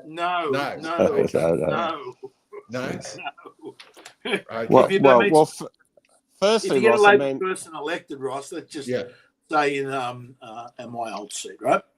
Now, if you have to get a Labor person elected, if you vote Jenny Ward, and Jenny's a nice lady, she's a little bit too far to the left for my liking, but that's a debate though. But if she was to be knocked out, and you were going to vote a Labor person in instead, it's not a good result for the country. And I think it would be a bad result if you had the Greens in coalition. But I don't think that's going to happen because Albanese will go to the Teals first. Yeah. And I think it's probably not a bad thing long term that if we see some of these Teals form government with the Labor Party, and they'll be exposed exactly who they are, as we, if you remember, our old friends Oakeshott and Windsor. Right? And as soon as Oakeshott and Windsor, as independents, they probably could have held those seats for as long as they lived. But as soon as they signed up and joined onto the Labor Party, people see who they really were. And I think that's one way the Teals are going to, commit hurry-curry, is when they go and join up with the Labor Party, people will see who they really are. So you can have people on the northern beaches, conservative part of Sydney, all of a sudden wake up on Sunday morning, hang on a minute, we've elected a Labor government. So what you need those people in those suburbs to not vote Teal, because they vote for the Teals, it's going to be a vote for Albanese at this government. And so many of the Teal voters do know that. They think they're voting for this, the integrity and transparency and aren't all the Teals wonderful and so virtuous, right? They need to be woken up. They're a bunch of frauds, right? They're the biggest frauds in Australian political history. They stand for nothing of what they say for. And this climate change nonsense, I said, wind turbines everywhere apart from the northern beaches. Okay, now look, may I on this just quickly? Yeah, go ahead. Firstly, I think the entire discussion, it's a very common discussion, so I'm not throwing shade at you, Ross. Although, maybe I will do that as well. The entire discussion's bullshit. The Senate means Labor can never pass anything without the Greens anyway. There is no scenario under which Labor can do things without the Greens. No scenario. If they get an outright majority, if they get a 20-seat majority in the lower house, they can never pass any legislation without the Greens. Probably the Greens and the minor left and the Teals, right? So the lower house thing, we get fixated on it because it's fun politics. It doesn't make too much difference. Either way, Labor can only do things with either the support of the Liberals or the Greens. And realistically, if Dutton were to win, he also would only be able to pass any legislation with either the support of Labor or the Greens. It's a diabolical situation we've got ourselves into that most of the media aren't talking about because they only care about the House. Our Senate is, the technical term, fucked. I should say screwed. That'd be nicer, more polite language. Our Senate is screwed. It will be until a minor right party of principles who believes in smaller government and free markets can get in there and balance the Senate. Hint, hint, go on, Craig, get in there. Until that happens, we are in trouble. Starts with an L, L-I-B, with ends in an N as well. Yeah. But there's no short-term solution because the Greens are going to have balance of power under either government through the Senate in the next election. And one other little caveat then to your question, you shouldn't vote Labor over any serious party because you're worried about a Labor-Greens coalition. But there are specific seats that if you live in that seat, it could be in your interest to strategically vote Labor in front of Liberal, such as Griffith, the seat of Griffith in the centre of Brisbane. I think Melbourne would be the same, but Melbourne's a lost cause. In the seat of Griffith, if the Liberals come third of the major parties, then Labor gets in. If Labor comes third, then the Greens get in. So if you were in that seat, you should, of course, vote for all the minor right parties, but then Labor in front of Liberal just to help knock out a Green. It doesn't actually help the left-right balance, but, screw the Greens. Well, I'm predicting that Griffith is going to fall. The Greens are going to lose that seat in this election. Now, if the Liberals go to third, they will, yeah. We have, I'm conscious of the fact we've been online for 93 minutes. We've still got 6 parties who we haven't touched on at all. So what I'd like to do is just to whip through and spend sort of 2 minutes on each of them. I might just pick one out of the crowd, and anyone who really wants to say something, we can squeeze it in. So we've talked about legalized cannabis. My only frustration is those guys I think I'm not actually sure they want to legalize cannabis. I think they worry they will do themselves out of a job if they legalize cannabis. So they take a very, very slow and relaxed approach to the legalization of cannabis. However, Sustainable Australia, Rob Cribb, what do we know about these guys? They sound like climate cult members. Rob Cribb is no longer in the room. So okay. Great. You're stuck with one of the rest of us. Okay, well, John Humphreys knows a bit about them. John, tell us. Okay. the Sustainable Australia mob is they're basically old school Greens. So again, they're a lefty party, but they're less insane than the Greens because the old school Greens were primarily motivated by the environment and they were incidentally socialist. And of course, the modern Greens are primarily socialist with a fig leaf of pretending to care about the environment. So the Sustainable mob, they're like the old school Greens. They genuinely care about those tacky things, and they're not full on socialists. But their main differentiating feature between them and the rest of the left, which makes the rest of the left not like them, is Sustainable Australia is anti-immigration. So they're anti-immigration lefties. So I would say on balance, and they have attracted some centrists before. On balance, I would say they are less bad than some of the other lefties, but their instincts are still left. They're just not entirely crazy left. Okay, what about Indigenous Aboriginal, letter L on the ticket?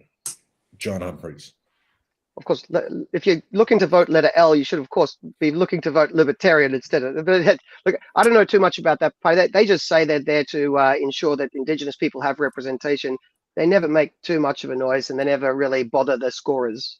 So I don't think they're going to make too much of an impact. It's the same for Sustainable. They won't really impact the election too much as well. But okay, well, Craig, next up on the list is Trumpet of Patriots. This is, of course, is the Clive Palmer party. Craig Kelly's been up close and personal with the big man. Craig, what do you say to our global audience about the Trumpet of Patriots? Well, Roscoe, first I say, look, Clive's a good bloke. Clive's heart is in the right place on these things. I saw him up close. He does genuinely care about the country. He does help a lot of people under the radar. But when it comes to mining deals and that, brilliant genius, absolute genius, right? But I think his political radar is sort of somehow a little bit skewed at the moment. I was hoping to keep the United Australia Party running. You just can't, as they say, fatten the pig on market day on these things. You've got to run policies for 3 years. You've got to attract people. You've got to recruit people. You've got to run functions. You've got to run. You've got to build branches and to build things up. You just can't do it at the last minute, no matter how much money that you spend at it. A lot of things that didn't work at the last election, which look, you try.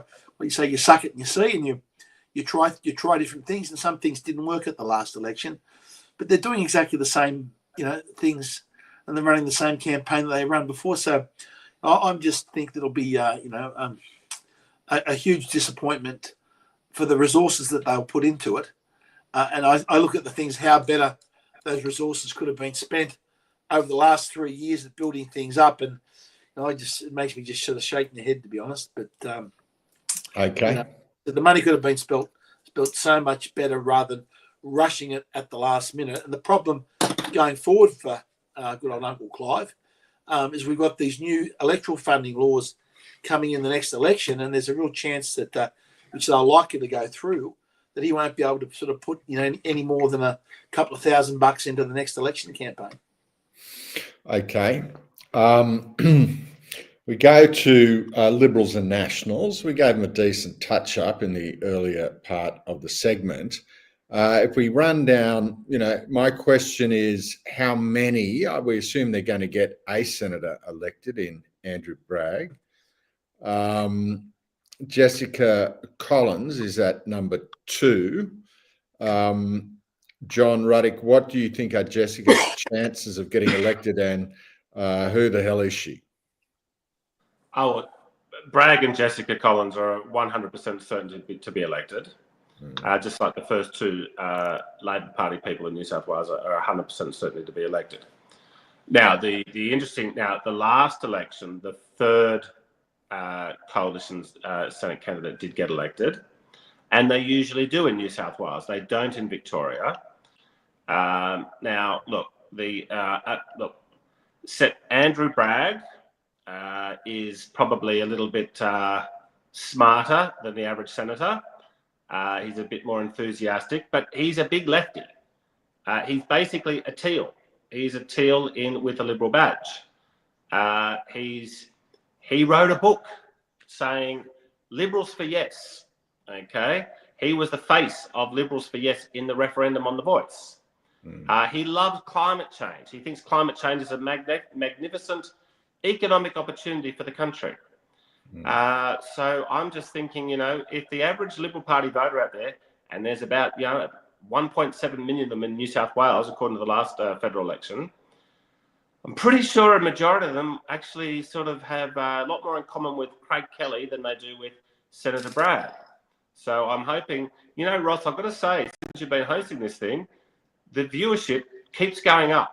So we're up to about 2,500 just on Craig's Twitter account. So I'm hoping that there's a few right-wing Liberal voters out there watching and who want a Liberal Party government to win. Good. We do too. But when it comes to the Senate, I really think that Craig Kelly's your man and not Andrew Bragg. Okay, well, I see that Nigel Farage has just won a by-election, a critically important by-election in the UK by 6 votes. So we could be, I can imagine us scrutineering standing around on day 27 of the Senate count with Craig Kelly, you know, 6 votes away from the red leather of the Senate. Now, we have to go back to our list. Who's next on the list? Jackie Lambie Network. Well, there has been speculation that Jackie herself may lose to Pauline Hanson's daughter. That would be an extraordinarily dramatic story. Jackie is, I think, running candidates around the joint, trying to build a Jackie Lambie movement. I'm not exactly sure. Somebody described her as a typical trade union mole wrapped in an Australian flag. That's what, well, in the comments. I'm just reporting the comments. Not exactly sure what we say Jackie stands for, but what Craig, what have you got to say for the Jackie I think Lambie Network? the less said, maybe the better. Yeah.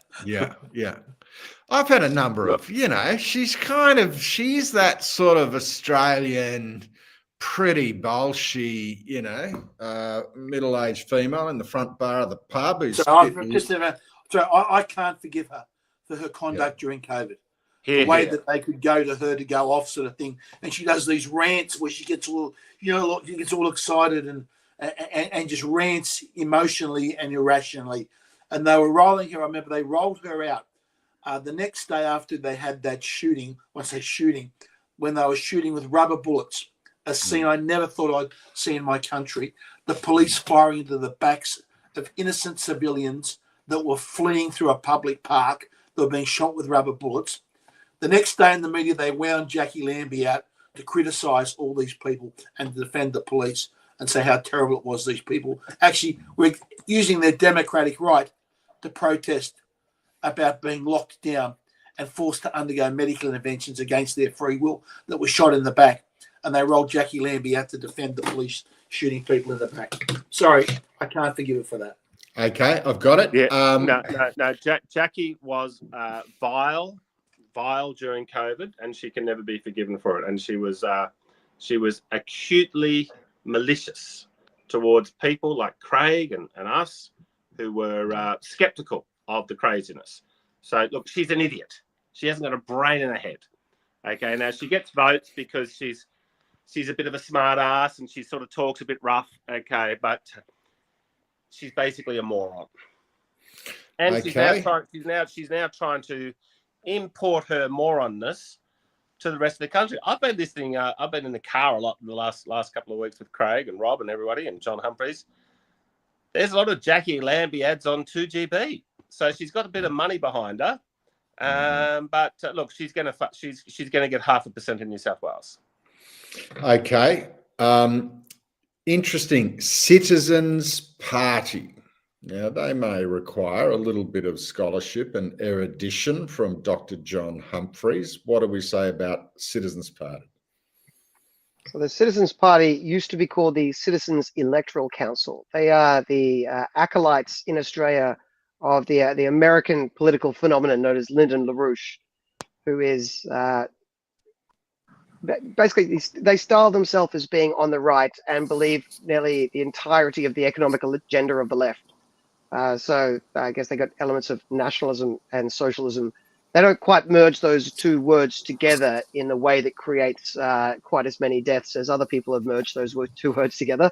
But yes, they're a quirky group with some historically some cultish behavior that have also attracted probably some genuine, well-meaning people that are frustrated with the decay of Western civilization. But they're perennial candidates on the side of politics, normally scoring in the vicinity of 0.1 to 0.3%. Not normally, they've been around since forever. So I mean, the fact that we haven't heard of them isn't because they're new; it's because they're consistently getting a rounding error. Who is their smartest? Who is their smartest and most articulate advocate? Robbie Barwick. Yeah. Well, I reckon you're a bit. Well, I mean, let's accept the numbers are obviously what the numbers are. I think Robbie Barwick. I think the Citizens Party. You see, I say 1 out of 50 times the Greens are right. And the Greens were right on Julian Assange. 9 out of 10 federal Green senators were members of the Friends of Julian Assange. Not a single member of the Federal Coalition, Liberal or National, was a member. Wasn't Barnaby a member? Yeah, that's a good question. He was a friend. He was the most rational voice. I mean, George Christensen was a friend while he was there, but possibly Barnaby was. It may be that Barnaby was, but I say Robbie Barwick is I find he's a bloke who's really prepared to stand his ground and argue his case, and I find. There may be political prisoners around the joint who are being heavily persecuted by the state for completely blurb, deep state oppressive reasons, and those blokes are happy to go out and bat for them. So I say they should be treated with respect, but they get whatever votes they get. All right. Now, what I would quickly say about the Citizens Party is, look, I do agree they're a very principle-based party. Yeah. So they don't sort of say things to make themselves popular. They say what they truly believe. Now now the Libertarian Party basically wants to become the Switzerland of the Pacific, where we sort of like don't get into military alliances and we have peace and free trade with everybody. Okay. Now and that includes China. We do not want to have an aggressive relationship with China. Okay. We want to basically sort of say, okay, well, China's China. We can't change China. All we can do is try to have, a non-hostile relationship. Now, the Citizens Party, and they're probably watching right now, when I read their stuff, they're pro-China. Okay, well, that's very different to us. Now, we don't like Liberal and Labor, being aggressive and bringing possibly bringing about a threat. Okay. But I do get the impression with the Citizens Party that they think China's fantastic. They love a big, powerful government bossing everybody around. And they are, so anyway, but look, hats off to political parties that are principled and say what they believe. Okay, we've touched on the Trotskyist sub-faction in the Socialist Alliance. We get to the last party before we're going to finish talking about a couple of the most interesting lower house contests. I've already predicted the Greens are going to lose a seat in Brisbane. I think Roe Knox is actually a chance in Wentworth. The Greens are the last one on the ticket. And I think we should begin by, a compliment. Just to say, John Ruddick, you're living and working in an upper house of the oldest parliament in New South Wales. And according to reports from the Honourable John Ruddick, MLC, whom I regard as essentially always reliable, they're the hardest working members of parliament in the whole joint, the Greens. Their acolytes are getting up early in the morning. They're meeting every day, going through an action list. They're studying every piece of legislation. They're speaking on every bill. They want it more than anyone else in the joint. Well, look, the Greens are extremely active. It was it was almost confronting when I first got in there. I didn't know what was going on, but yeah, the Greens basically run the joint. They speak on everything. But look, I think the Libertarian Party in the last sort of 18 months has spoken more than any other party. Well, the Libertarian member has spoken more than any other party member, but the Greens have got 4 of them. But yes, look, they know all the rules. They know all the standing orders. They speak on everything. They've got a hard line, uncompromising position on everything. Now, usually they're wrong. 99% of the time they're wrong. But, credit to them because they... it's like Margaret Thatcher said. She said, if we want to beat the Marxists, we've got to get out of bed earlier than they get out of bed. Just means we've got to be more enthusiastic. And I think that if we get a few more Libertarians elected to the New South Wales Upper House in 2 years' time, which I think we're on track to do, we're going to outperform the Greens. Okay. I'd like to say, Craig Kelly, I'd like you to give us a paragraph on the Greens. Where do you think they fit into Australia's future? Okay, they're no longer the Greens. They are a strange version of sort of some type of crimson red party. They're not interested in protecting the environment. As John said, it's the socialist issues they're more pushing. You look at all their signs up. Was it Save Gaza and protect the transvestites? That's what they're about. It's this unique, strange bedfellows that they've sort of gone for. And none of their campaigning about the environment. Like John and myself went down to look at the destruction in the Snowy National Park. Where were the Greens down there? Missing in action. By the way, John, I understand that what they want to charge with trespassing or something for going through a national park. I noticed a tweet of yours before. Okay. Okay. Now, what I'd like to do, I'm not going to elaborate. I do believe the Greens, Tucker Carlson has just made a very compelling case, which I think is completely accurate, which is, it has been said that most generals are fighting the last war. And I think this war is an internal war. And there is a gradual coup which has effectively taken place. These Western governments, UK, Canada, Australia, New Zealand, have really sheared off their democratic moorings. So as one Chinese billionaire put it recently, he said, in China, you can't change the party, but you can change the policy. Whereas in the Western democracies, you can change the parties, but you can't change the policies. Ooh. So even if you may vote against the voice, but guess what? You're going to have the voice.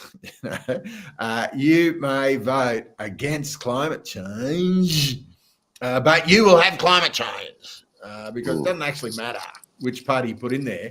It's just swapping interchangeable widgets.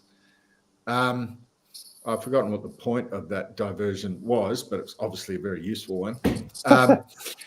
What do we say? We want to move to the lower house seats. And what I'm going to do is, since I have to collect a teenager from a concert, as you do, I'm going to leave and rejoin from the phone under Dr. Humphreys' technical direction.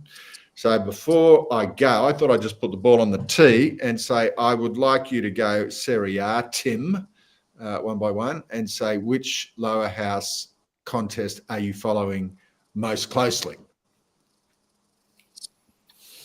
All right. It looks like... Ruddick, you want to go first? Oh, well, look, the most exciting lower house contest for the Libertarian Party, there's 2. There's Werriwa. Yeah. We've got Gemma Noisi out there, which is Mark Latham's old seat, Gough Whitlam's old seat.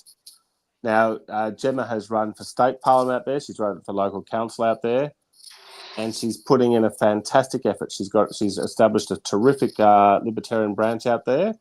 She's got a lot of volunteers.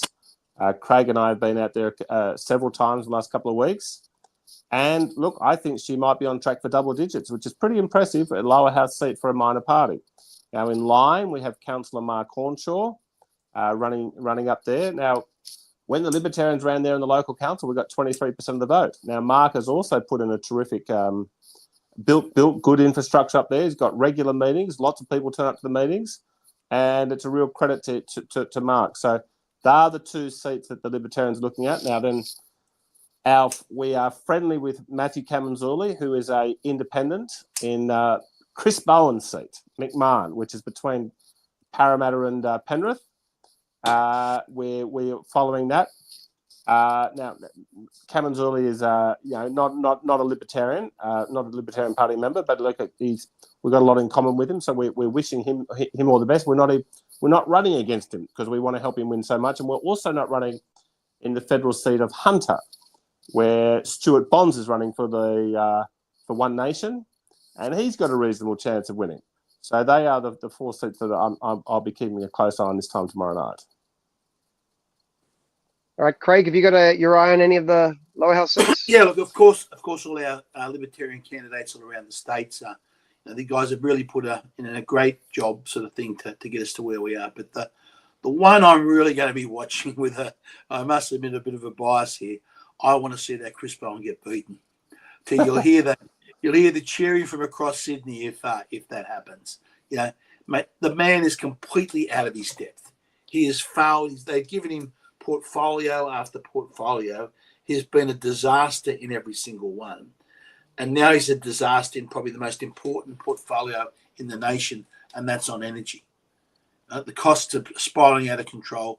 We're spending billions and billions of dollars worth of unnecessary expenditure that'll drag down the productivity of this nation for decades to come because of what this man is doing. I just hope that Matthew Camanzuli, I wish him all the best out there. I hope that he can sneak across the line and we can say good night to Blackout Bowen at this election. Yeah, it did occur to me when you say he's failed at every portfolio he's been in. That, of course, in politics isn't necessarily a mark against your name. That's the way you get promoted in some of the major parties. And it does seem to be that's how it's gone. Look, you guys have covered all of the races that are most obvious to bring up. I had down here Hunter, obviously, the One Nation giving that a red hot go. Werriwa, where we've got a great candidate in Gemma Nuisi, and of course McMahon with Camanzuli. Look, I think some of we're not going to win in them, I suspect, but some of the teal seats could be interesting to watch to see what happens next time around. I remember last time around, there was a lot of discussion of climate change. That did seem to be in the air. There was this issue of everyone saying that Morrison has a woman problem. So the teals were tapping into a certain zeitgeist.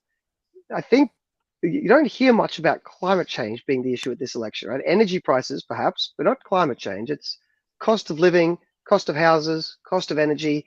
It's not obvious that those things are the strong ground for the teals, but those seats are drifting further left. So I don't know which of those are going to be a stronger incentive for the voters, but it'd be very interesting to see if any of the teal seats switch back. And then, of course, how many more fall to the teal.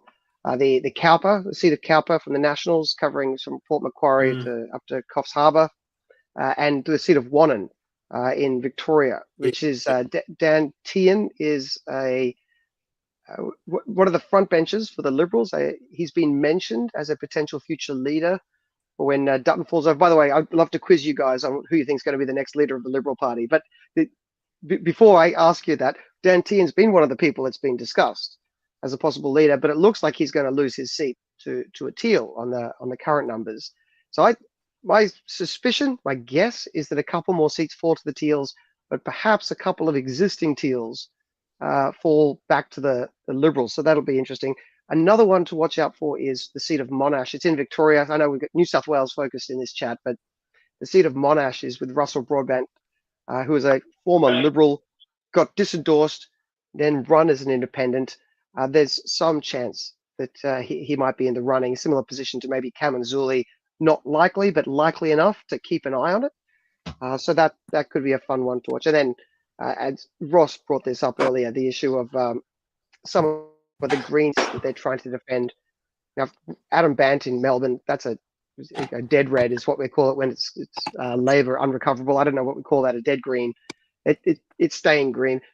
But the green seats in Brisbane, all of them could be susceptible. Right? The Greens could potentially lose all of them, which would be such a shame. It would be such a pity if the Greens were to lose all their seats. Two of them probably to Labor, maybe one back to the Liberals. So that's another one to keep an eye out for. And otherwise, Dixon, Peter Dutton's seat is only held by 2%. He'll probably hold on. All the smart money seems to say he'll hold on. But of course, Poilievre over in Canada, just the leader of the Conservative Party in Canada, which had been leading for 2 years consistently by a long way, just lost the election and their leader lost his seat. It looks like our Conservative Party, or nominally Conservative, pretending to be Conservative Party, is on track to lose. And the leader, Dutton, is in a marginal seat. So, keep an eye on that one. That's it's another thing that could be part of the story. So that's... Well, I think one of the stories tomorrow night is to get the Teals. I'm very sorry to wreck everybody's night who's listening in tonight. I think the Teals are going to hold all their seats and they could double them. And I blame the Liberal Party because the Liberal Party, 80% of the members do not believe in the global warming orthodoxy. Peter Dutton does not believe in the global warming orthodoxy, but they pretend to.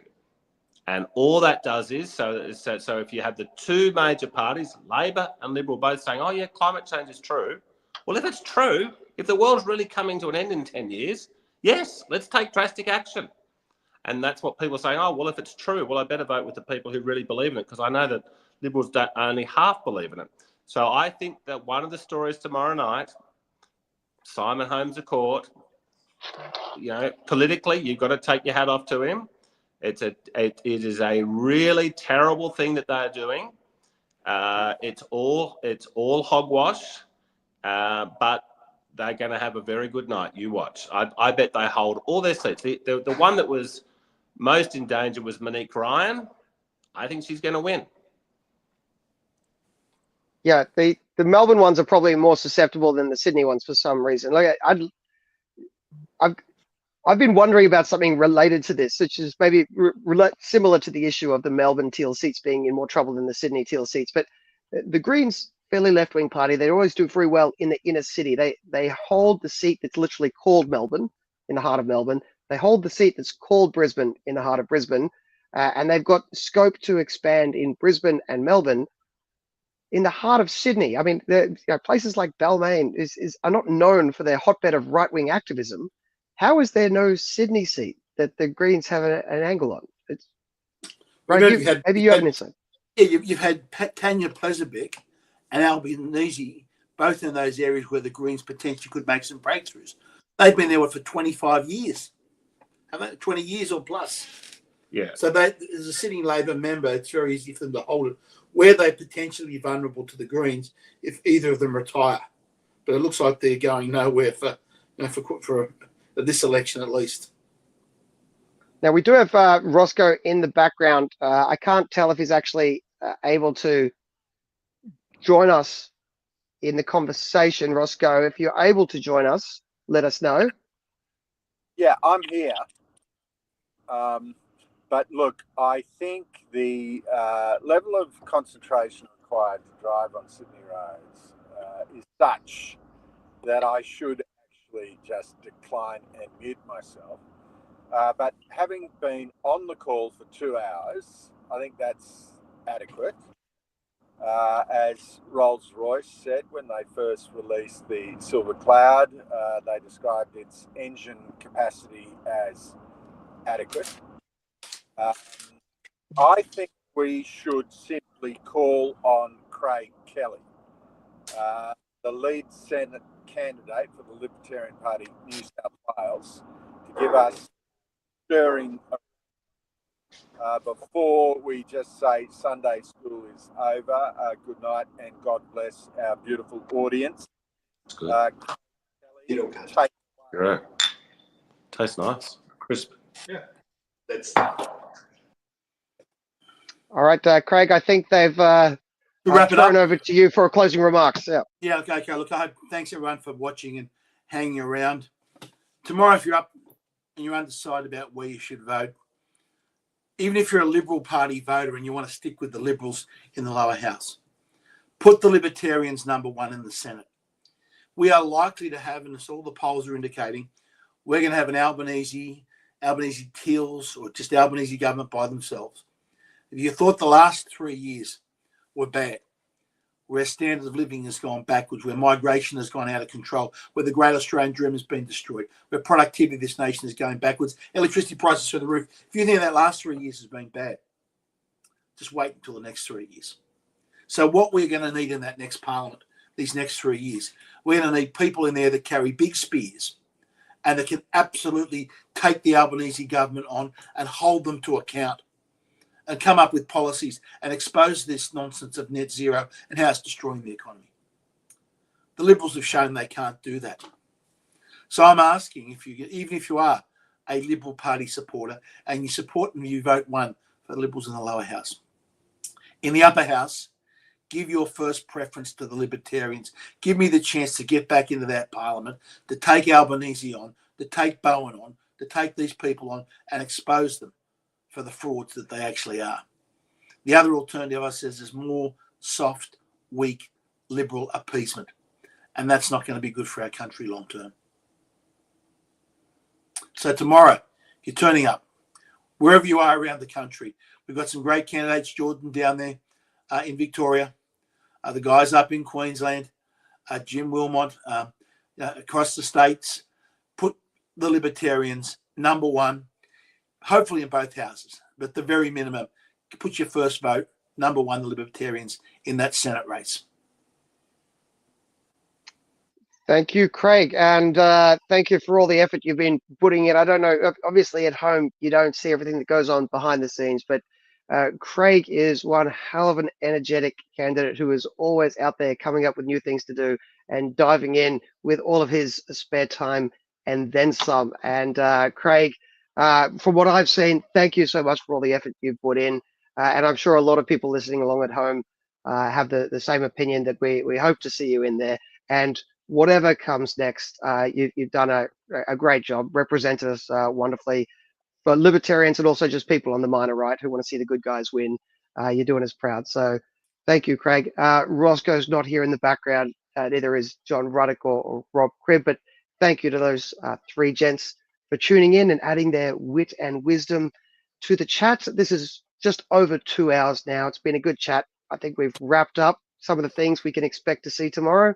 So everyone at home, thank you for all the comments, for all the watches. We're about 3,500 people watching total at the moment. I appreciate it. 1 day to go, 24 hours. Tomorrow night, we're nearly there. Go out, volunteer, hand out a few how to vote cards. Let's help get Craig and the rest of the Libertarians over the line. And I'm sure we'll be back on another live stream soon to unpack whatever it is that's going to happen tomorrow. So everyone at home, thank you. My name is John Humphreys. This is Craig Kelly. Craig, thanks for everything, and I'll chat to you soon. Thanks. Good night, everyone.